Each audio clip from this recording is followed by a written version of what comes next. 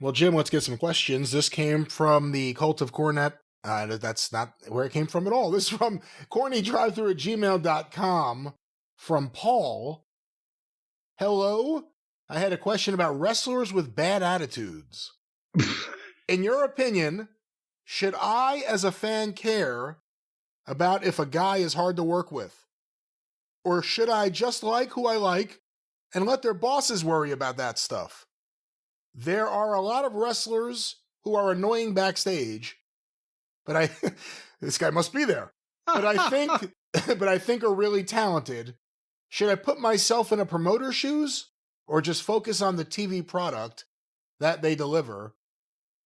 And that's his question. But let me just add the most important thing, I guess, just in this day and age.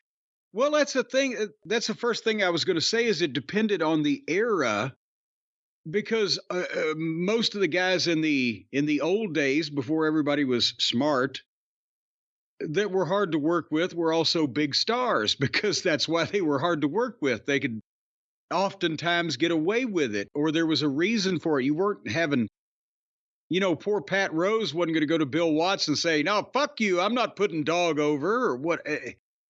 So at that point, those people being hard to work with, sometimes there was a business reason and sometimes there wasn't.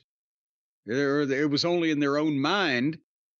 But the fans didn't really realize or know what was going on, so they would, still be predisposed to like the guy if he had something going on. Bruiser Brody, for fuck's sake. He could get over with the people. He was tough on the promoters. In today's age, when everybody knows everything and knows who's fucking who around backstage and whatever, there might be an element of fan backlash from against somebody that they know is kind of actively stonewalling or sandbagging or not giving them the show that they should like to have because their own selfish interests are taking precedence, such as, Dick the Boozer, the Plumber Moxley, whatever. That may color it, but no, just like, if you're watching a movie and you don't know that a guy is a asshole or a convicted so-and-so or a Trump supporter or whatever, you can like the movie and like the acting, but once you find that out, it's sometimes hard to forget, that you found out something about that particular guy you don't like. So it depends on the era, Brian, is the answer to the question. And what do you think about just the idea of acknowledging, I guess not all wrestling fans care about the wrestlers behind the scenes.